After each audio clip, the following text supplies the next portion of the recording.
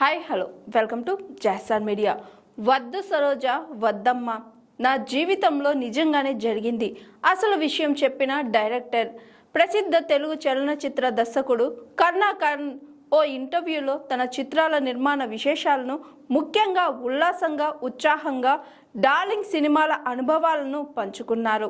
ఆయన దర్శకత్వ శైలి, నటీనటులతో అనుబంధాలు, తన చిత్రాలలోని కొన్ని ముఖ్యమైన ఘట్టాల వెనుక ఉన్న కథనాలను వివరించారు. ఉల్లాసంగా ఉత్సాహంగా సినిమాలో అత్యంత ప్రజాదరణ పొందిన వద్దు సరోజ వద్దు డైలాగ్ వెనుక ఓ ఆసక్తికరమైన నిజ జీవిత కథ ఉందని కరుణాకరన్ తెలిపారు. 1994లో కేకే నగర్లో తాను, తన స్నేహితుడు దర్శకుడు శశి భోజనం చేస్తుండగా ఒక షాపు యజమాని ఇలాగే సరోజ సరోజ అని తనను ఇబ్బంది పెట్టినప్పుడు కొట్టారని ఆయన గుర్తు చేసుకున్నారు. ఈ సంఘటన ఇంట్లో కూడా చాలా ప్రసిద్ధి చెందిందని, తన తల్లి కూడా ఏదైనా ఎక్కువ చేస్తే సరోజ వద్దమ్మా అని పిలిచేవారని చెప్పారు. ఈ డైలాగ్ను మొదట సినిమాలో పెట్టడానికి సరిగ్గా కుదరలేదని, అయితే 2008లో విడుదలైన ఉల్లాసంగా ఉత్సాహంగా చిత్రంలో అది సరిగ్గా కుదిరిందని వివరించారు. ఈ సన్నివేశాన్ని మొదట తొలగించాలనుకున్నప్పటికీ కెమెరామెన్ మద్దతుతో అది కామెడీగా నిలిచిందని పేర్కొన్నారు.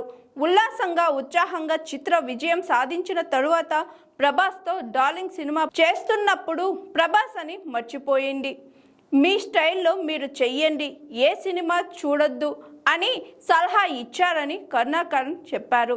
ఈ సలహా నిరంజన్ బిల్లా వంటి చిత్రాలతో పోల్చి తన సినిమా ఎలా తీయగలరు అని అడిగినప్పుడు వచ్చిందని ఆయన తెలిపారు. ప్రభాస్, ఈ సినిమా పక్కన పెట్టండి, మీ స్టైల్లో మీరు సినిమాను తీయండని చెప్పినట్లు వెల్లడించారు. కరుణాకరన్ ప్రభాస్ ప్రేమగా చెల్లం అని పిలుస్తారని, ఇది తమిళంలో బుజ్జి అనే పదానికి సమన్వయకరణమని వివరించారు. కరుణాకరన్ కాజల్ అగర్వాల్ను దేవత అని అన్నారు. ఆమె అంకిత భావం, వృత్తి నైపుణ్యాన్ని ప్రశంసించారు. ఉల్లాసంగా ఉత్సాహంగా చిత్రంతో జీవి ప్రకాష్ కుమార్ తెలుగులో సంగీత దర్శకుడిగా అరంగేట్రం చేశారని గుర్తు చేసుకున్నారు. చంద్రమోహన్ ప్రభాస్ మధ్య కుమార్తె సమస్య పరిష్కారమయ్యే ఒక భావోద్వేగ సన్నివేశం తరువాత కాజల్ ఇచ్చిన ఒక ఎక్స్ప్రెషన్ను తాను ఎప్పటికీ మర్చిపోలేనని చెప్పారు.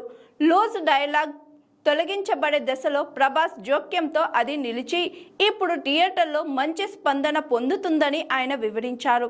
తన సినిమాల్లో హీరోయిన్లు తెల్లటి దుస్తులు ధరించడానికి ఎక్కువగా ఇష్టపడడానికి గల కారణాన్ని కూడా ఆయన వెల్లడించారు.